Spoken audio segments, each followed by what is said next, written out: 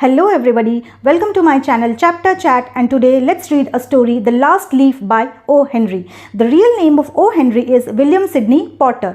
और O. Henry जो है उनका पेन नेम है. These writers they have a pen name and they usually have a pen name because of a certain fascination. उनको अच्छा लगता है उनको अपनी पेन नेम से जाना जाए. So let's start the story. ये जो स्टोरी है the last leaf, it is about hopes, dreams, aspirations, और हमें उम्मीद कभी भी नहीं छोड़नी चाहिए. और इस स्टोरी में क्या होता है चलो देखते हैं. In the story there are two girls, दो फ्रेंड्स हैं, सू एंड जॉन्सी. और वो कहाँ रहते हैं? वो ग्रीनविच विलेज में रहते हैं, न्यूयॉर्क में. न्यूयॉर्क में एक प्लेस है जहाँ ग्रीनविच विलेज, जहाँ आर्टिस्ट लोग, पेंटर्स लोग रहते हैं. और उस जगह पे मोस्टली पेंटर्स रहते हैं because they are not very rich. वो ज़्यादा बड़े घर अफोर्ड नहीं कर सकते, तो वो एक मिडिल क्लास सोसाइटी में जो जहाँ पे रेंट कम है वहाँ पे वो रहते हैं. और सू और जॉन्सी भी वहाँ पे एक फ्लैट लेके दोनों रहते हैं. And both are painters. वो अपनी पेंटिंग्स बनाते हैं और पेंटिंग्स बेच के अपना लाइवलीहुड स्पेंड करते हैं. जो भी पैसे उन्हें मिलते हैं उस पैसों से वो अपना घर चलाते हैं. So this time the story ये नवंबर में होता है जब वहाँ पे बहुत ठंड है. और कोल्ड कंट्रीज़ में नवंबर दिसंबर में बहुत ठंड पड़ती है, स्नोफॉल बहुत होता है. और जिस नवंबर में जॉन्सी भी बीमार पड़ गई. उसे क्या हुआ? उसे निमोनिया हो गया और वो बहुत बीमार पड़ गई. She was very weak and feeble. तो डॉक्टर उसे देखने आते हैं और डॉक्टर बोलते हैं कि जॉन्सी बहुत वीक है. वो फिज़िकली तो वीक है क्योंकि उसे निमोनिया है, और वो मेंटली भी बहुत वीक हो गई है. ऐसा लग रहा है वो ठीक नहीं होना चाहती. और डॉक्टर उसे सू से कहते हैं, उसकी फ्रेंड से, कि तुम इसका ख्याल रखो, मेडिसिन दो, मैं उसे दोबारा देखने आऊँगा. फिर सू जब आती है जॉन्सी से कहती है कि तुम अपना ख्याल रखो, मेडिसिन खाओ, खाना खाओ, आई एम विथ यू, तुम जल्दी ठीक हो जाओगी. तो सू कहती है नहीं. और सू जहाँ पे सोई रहती है अपने बेडरूम में, उसके साइड में, बेडरूम के साइड में एक विंडो है, और विंडो के साइड में एक क्रीपर है, आईवी क्रीपर. ये आईवी क्रीपर क्या होता है? एक क्लाइंबर होता है जिसकी बहुत सारी पत्तियाँ होती हैं.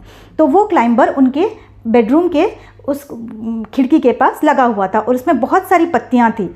तो जॉन्सी उस पत्तियों को देख के वो काउंट करने लगी, 11, 7, 6, 5 ऐसे. तो सू से पूछती है तुम क्या काउंट कर रही हो?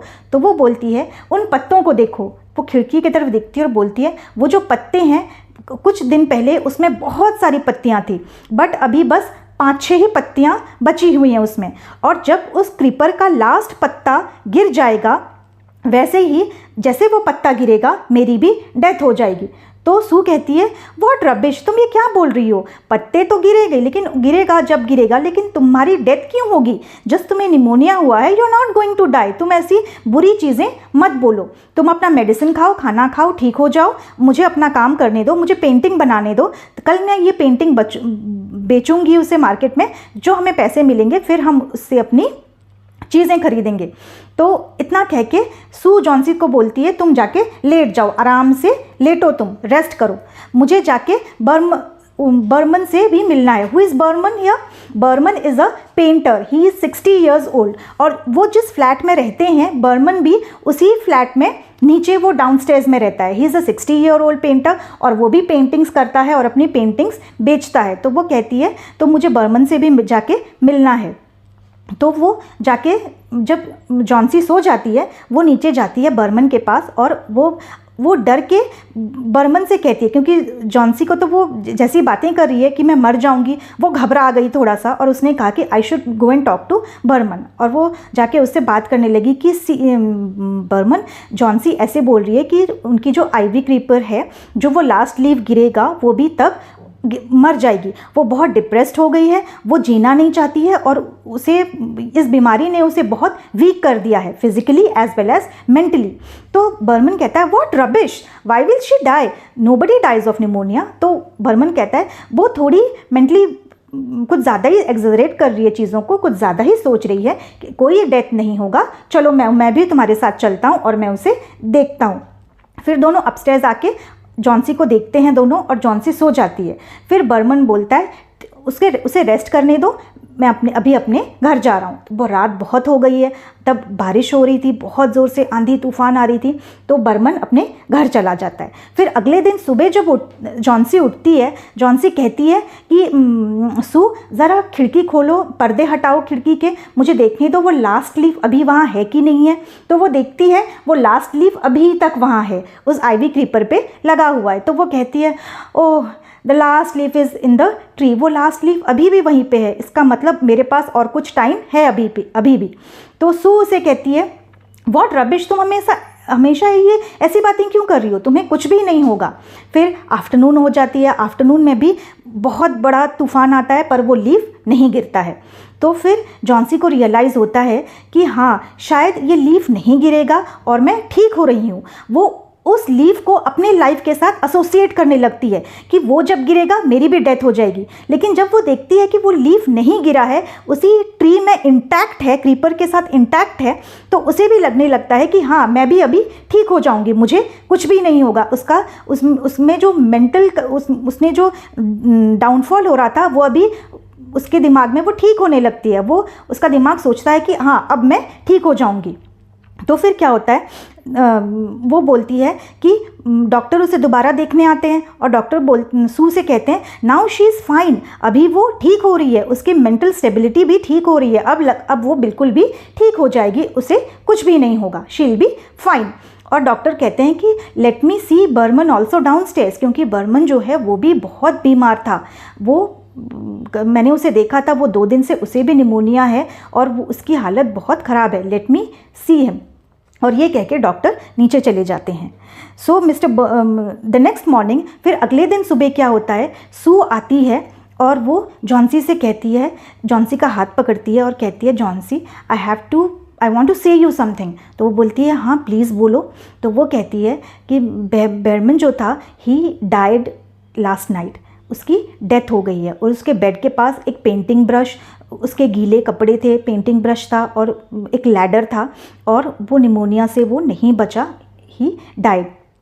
तो फिर जॉन्सी को भी बहुत शॉक्ड होता है और वो सुन के कि the old man, he was very good, वो उनसे हेल्प करता था and they used to chat a lot, बातें भी बहुत होती थी उनमें, और उसकी डेथ हो गई। तो उसको भी बहुत धक्का लगा, उसे वो सुनकर दुखी हो गई। सो अब जॉन्सी भी सोचने लगती है, पुअर बर्मन, उसकी डेथ ऐसे sudden, all of a sudden वो छोड़ के चला गया।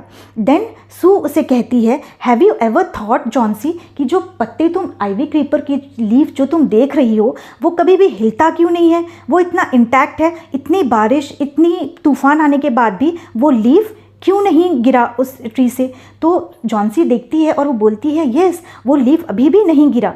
तो वो कहती है, that is the masterpiece that has been done by Behrman. जब बर्मन को पता चला कि जॉन्सी अपने लाइफ को उस लीफ के साथ कंपेयर कर रही है और वो लीफ जब गिरेगा वो भी मर जाएगी, तो बर्मन को लगा कि अगर वो लीफ गिरा तो वो मेंटली और डिप्रेस्ड हो जाएगी और वो मर जाएगी। इसीलिए बर्मन उसी रात वो गया अपना लैडर लेके, पेंट ब्रश लेके, और उसने वो खिड़की के बाहर उस एक लीफ बनाया, और उस होप को देने के लिए, वो लीफ एक होप है जॉन्सी के लिए कि वो लीफ जब तक रहेगा उसकी डेथ नहीं होगी।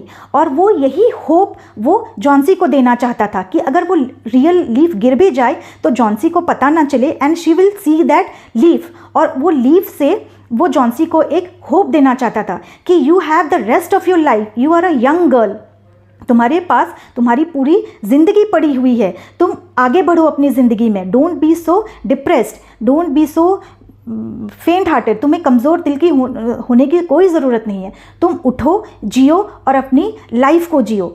सो this is the story and the central theme here is hope and aspirations and dreams. तो हमें हमारी ज़िंदगी में, सबकी ज़िंदगी में हमें उम्मीद करनी चाहिए, हमें कभी भी डिप्रेस नहीं होना चाहिए। Rather we should be very happy and hopeful in our life, कि हम अगर मेहनत करेंगे, हम उम्मीद से हम सब कुछ हासिल अपने लाइफ में कर सकते हैं। जैसे बर्मन था, वो अपनी ज़िंदगी में अपना मास्टरपीस बनाना चाहता था, लेकिन वो कभी भी अपने लाइफ के 60 ईयर्स में अपना मास्टरपीस नहीं बना पाया। बस this last leaf which he made, वो उसका मास्टरपीस था, which could save the life of a young girl. उस मास्टरपीस से एक छोटी बच्ची की ज़िंदगी बच गई और इससे बड़ा मास्टरपीस क्या हो सकता है? Nothing can be more. उसने एक बच्ची की लाइफ बचा दी।